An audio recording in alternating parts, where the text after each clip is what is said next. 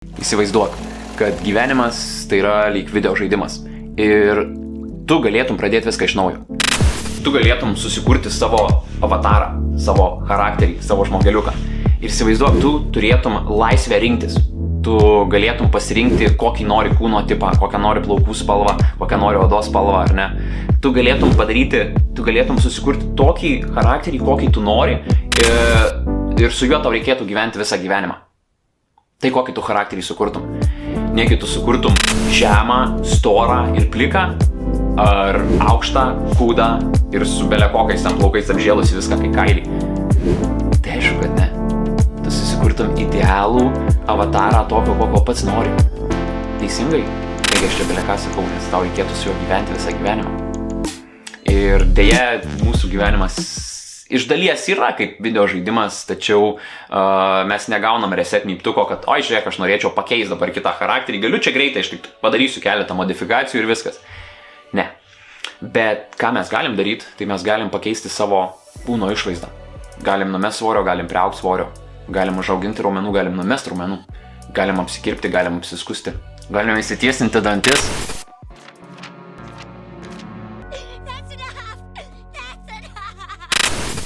Jeigu galėčiau pasirinkti charakterį, tai pasirinkčiau daug stambesnį nei dabar esu ir pasirinkčiau su tiesiais dantim.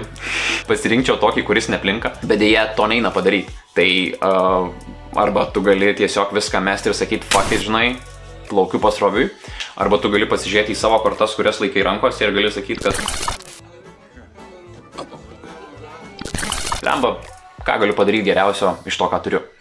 Ir geriausia tai būtų užsiimti fiziniu aktyvumu. Fizinis aktyvumas nėra tiesiog kūno gerinimas ir savijautos gerinimas. Tai yra labai geras ir didelis vaistas protinės būklės tvarkymui. Gražus, atletiškas kūnas prisideda prie meilės savo. Meilės savo yra labai svarbu. Ir taip pat prisideda prie pasitikėjimo savimi.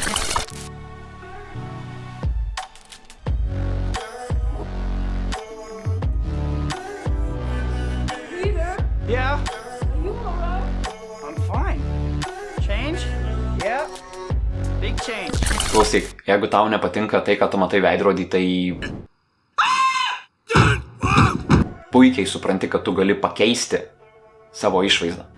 Taip, tai reikės disciplinos, reikės atsakingumo, reikės ataskaitumo prieš save patį, bet vėl, tu derėki su savimi, tu esi savo paties verslo partneris.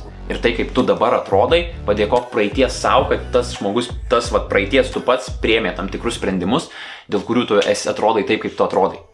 Galbūt tu dabar turi puikų fizinį kūną, tai padėkok savo, praeities savo, kad jisai turėjo truputėlį atsakingumo, atsakomybės prieš save ir noro pasikeisti už tai, kad tu dabar turi. Bet aš pabūsiu truputėlį moksliukas tiek vyram, tiek moterim. Fizinis aktyvumas, tai aš kalbėsiu apie tam tikrų pasipriešinimo sportą, tai nesvarbu, ar tai su kūno svoriu, ar tai sporto salėje su svoriais, ar ne. Kažkoks fizinis aktyvumas, kuris turi tam tikrą pasipriešinimą. Tai sportuojant išsiskiria endorfinai, išsiskiria testosteronas, šiek tiek laisvojo testosterono, ne per daugiausiai. Mano manymu, pats svarbiausias chemikalas, kuris išsiskiria, tai yra BDNF, smegenų neurotrofinis faktorius. Ir ką daro tas chemikalas? Tas chemikalas sutvarko viską, kas yra tavo smegenyse praktiškai. Pavyzdžiui, ne? Ar buvo taip, kad pas tavai yra kažkoks stresas, ar įtampa, ar nežinai ką daryti ir išeini pabėgioti. Vat pabėgioji, ne? Arba nueini į salę pasportuoti. Pasportuoji, pabėgioji ir kažkaip atrodo viskas nurimo, susitvarkė, ne? Jau gali sėsti prie darbų, tvarkytas problemas, kurios iškilo.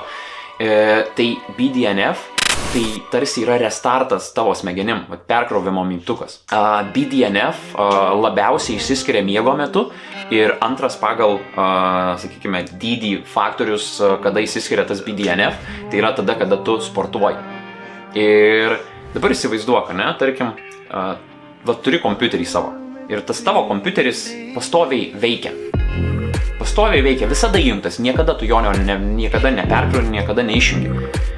Kai tu eini miegot, nebedirbi su tuo kompiuteriu, tada įsijungia miego režimas. Jisai vis tiek jisai dirba, ar ne, jisai visada pasiruošęs yra darbui, jis niekada neįsijungia. Jis niekada nepersikrauna. Ir po kurio laiko tu pradedi pastebėti, kad prasidėjo kažkokie erorai, prasidėjo kažkokie strigimai, žiūri kažkokių lentelių išmeta, kažkokie jau tenais, nežinau, virusai ar dar kažkokios nesąmonės. Ir lygiai tas pats su tavo kūnu. Jeigu tu niekada nepaspaudi perkrovimo mygtuko, tai su tavo smegenim kažkas yra negerai. Jeigu tu nepaspaudi perkrovimo mygtuko, ar tu neleidi savo smegenim pačiom save susitvarkyti, sudėlioti viską į vietas, tai tada yra labai prastai.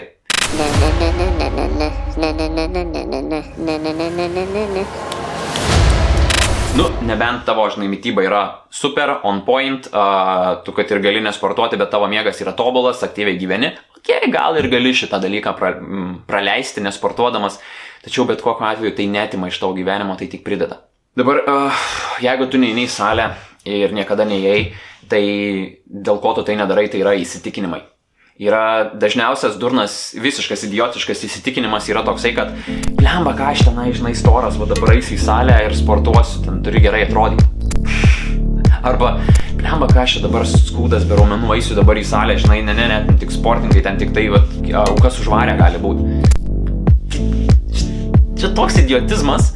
Įsivaizduok dabar, sūnus sakytų, ai tėti, žinok, nenoriu eiti į sportą, nes prastai man sekasi mėtyti kašę, spardyti kamuolį ar bet ką kitą daryti. Taigi tu savo sūnų ir sakytum, sūnau, mes einam treniruotis tam, kad būtume geresni, tam, kad taptume geresni, tam, kad geriau išmoktume kažką daryti. Hey, don't ever let somebody tell you you can't do something. Not even me. All right? Alright. You got a dream, you got to protect it. Tai lygiai tas pats. Patikėk manimi, sporto salėje niekam neįdomu, kaip tu atrodai. Niekam. Visi žmonės yra egoistai. Visi be išimties. Visiems yra svarbu, kaip mes patys atrodome savo. Galbūt, ta prasme, ar tau dabar svarbu, kad man čia, matai, ne, atsipulgai kažkokį pakilę. Ar tau tikrai dabar svarbu dėl to? Ne, tau nusispjaut. Man yra dėl to svarbu, nes tai yra pas mane. Ir aš sąmoningai ir pasąmoningai galvoju, kad blemba dabar, vat, kaip mane pamatys su spogu iškilusio. Kaip žmonės žiūrės į mano kreivus dantis. Niekam neįdomu. Ar tau dabar įdomu? Ne. Tai lygiai tas pats sporto salėje kiekvienas žiūri į save. Taip, žvalgomės į kitus žmonės, nes tai yra natūralu. Bet patikėk manim, niekam neįdomu, kaip tu salėje atrodai. Tai jeigu aš jau tikiuosi, kad sulaužiau tavo šitą įsitikinimą, tai pradėk sportuoti.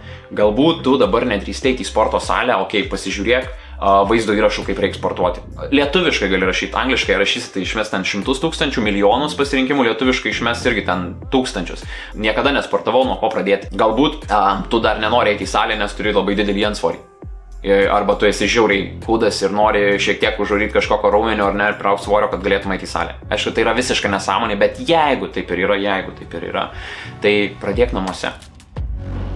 Tu gali namie atsiskult dabar ir daryti atsispaudimus. Tarp mačo, ne, žaidi lolą.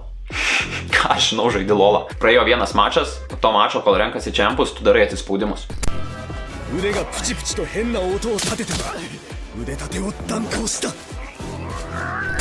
Darai atsispaudimus, nebegali, darai nuo kelių, atsiremi keliais į grindis, darai atsispaudimus, arba jau nebegali ne to daryti, tai tiesiog laikai, kiek gali, drebi, purtaisi, okei, baigiai, eini pažaidai mačą, po mačo eini į kitą mačą, ką darai, visą tą laiką, kol yra rinkimasis, darai tūpukus. Pumpuoji. Paprasta, kol lauki mačų, pumpuoji tūpukus. Nebegali, okei, laukiu, tiesiog laikau, ar ranka kažkur pasikabinės keliesi. Baigėsi, prasidėjo mačas, eini žaisti, pažaidai. Po kito mačo ką darai? Darai atsilenkimus. Renkasi čempus, paspaudai čempą, darai atsilenkimus. Tai yra žiauriai paprasta. Ir ką tau reikės laiko daryti? Nieko, kol tu lauktum to mačo, tai taitum į YouTube ar kažką praskrolintum Reddit. Žiūrai teleką, tą patį per reklamas darai. Reik laukti reklamos, pumpuoji atsilenkimus, pumpuoji atsispaudimus, pumpuoji tūpukus. Supranti? Fizinis aktyvumas yra reikalingas. Ir vėl aš grįžtu prie to paties dalyko. Jeigu tu esi protingas žmogus, jeigu save laikai protingų žmogum ir tu žinai, kad sportas ar tai geresnis maistas tau padėtų geriau gyvenime ir tu ateityje dėkotum savo, kad šiandien priėmė kažkokius kitus sprendimus geresnius. Tai ir tikrai gali save laikyti protingų žmogum, jeigu tu žinai, kad tau reikia kažką daryti, bet tu to nedarai. Yes, I am. Vis dar laikai, ne?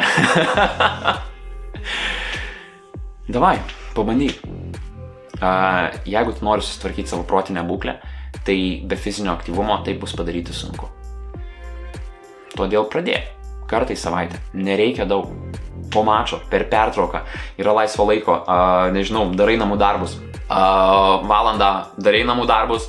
Baigėsi valanda, 5 minutės darai kažkokią mankštą. Nepadarai atsispaudimus iki tol, kol nebegali nuo kelių, iki kol nebegali pritūpukus, iki kol negali atsilenkimus, iki kol negali viskas. 3 pratimai iki negalėjimo, 5 minutės, net tiek nereikės. Užteks 2-3 minučių.